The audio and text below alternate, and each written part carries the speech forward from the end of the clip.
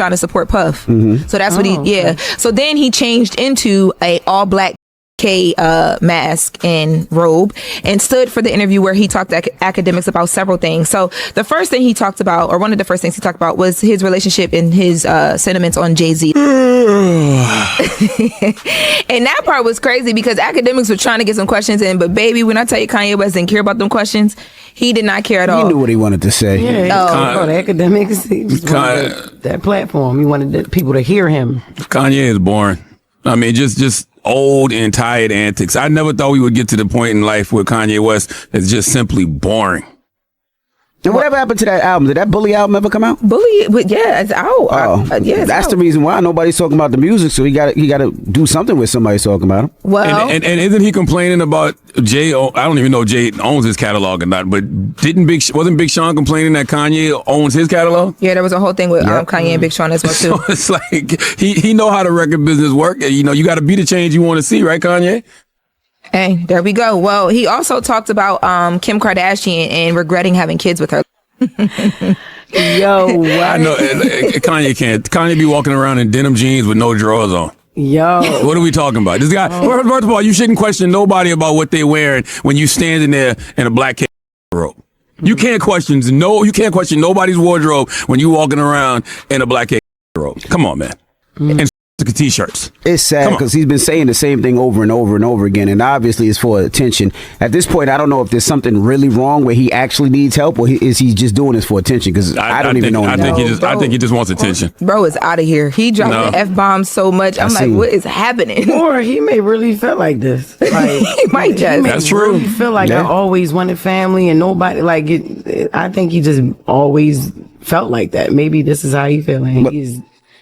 Well, this ain't the way to get family and friends, huh? No, it's absolutely not. He don't want them to be their family and friends now because he is burning bridges. Well, I mean, and to his point, I guess bridges that were already burnt because they didn't F with him anyway. But it just seems like this is how he really feels. And you know what? I agree with Jess because Kanye went from, wanting to be white to now wanting to be a white supremacist. And I just need everybody out there to know there's nothing pro-black about anything Kanye West does. He embraces everything that has historically hurt black people, from to like, what are we doing here, people? Why do we even pay this guy any attention? Well, one of the things he talks about, Charlamagne, you actually directly mentioned this. He admitted he was jealous of Kendrick Lamar as well. You talking about the progression of people. Yeah, so he was going into the Playboy Cardi stuff because remember he was taking shots at Playboy Cardi too when that album dropped. Yeah, he was mad at Ty Dolla $ign. I see him mad at this person and that person. Yeah. Who was rapping about Skims? Playboy Cardi. Oh, yeah, he was like, and then Kanye came out and tweeted like his review of the album, and it was like a whole thing. And then Playboy Cardi was trying to get Northwest on the album allegedly, and that was a whole thing because Kim didn't want him on the Diddy song. It's been a lot, okay. And have y'all listened to Bully?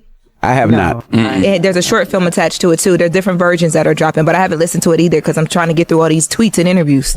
I like Vultures. I didn't listen to Bully, but I like Vultures Part 1 and 2. I think that's the second. Ain't the one before Bully? Yes. Yeah, he did Vultures. I do like the Vultures albums, but no, I haven't gotten to Bully. Kanye is just a miserable human who, always feels like he has to be number one in whatever it is that he's doing. And he'll always be jealous and envious of whoever is number one or the hot person in that space. It don't matter whether it was Virgil in clothes or Drake in music or now Kendrick in music. He's going to always be a hater. And that's just whack. Like, you can't have, and I hate when he talks about having all of this money. I got all this money. I got all this money. First of all, you're not the richest person in the world, number one. And number two, that money clearly not making you happy, brother. Yeah, money's not making him happy. Money's not making him cool. Money is not making him intelligent. Money's not doing anything. Nothing. Yeah. That's all I got on there. He did mention Virgil, but I didn't even get that clip. He just said he is mad at Virgil because Kanye says he's just an evil person. Like he's an evil person. Virgil is dead. He's not here anymore. No, he's not saying that. He's not saying Virgil's evil. He's saying, remember he said all that stuff about Virgil online? He said that he did that because he knows himself that Kanye is an evil person. That was his response. It was stupid. And yes, Virgil is not here anymore. No. Can Kanye fight? I hope he can. Hey, I hope he can too. I hope he can. I need to know if Kanye got hands. He came at Jim Jones too about some money, but I seen the Jim Jones thing. we leaving that. Oh God. Hope he can. We gonna move on. Kanye need God. Kanye West has always been a figure who thrives on challenging conventional thinking and pushing boundaries, both in his music and in his public persona.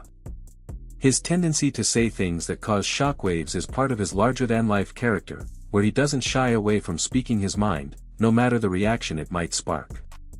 For Kanye, it's not about stirring controversy for the sake of it, but rather about sparking conversations that make people think.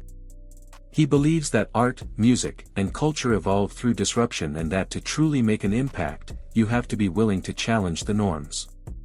Kanye has often used his platform to express bold and unconventional ideas that force people to reassess their perspectives.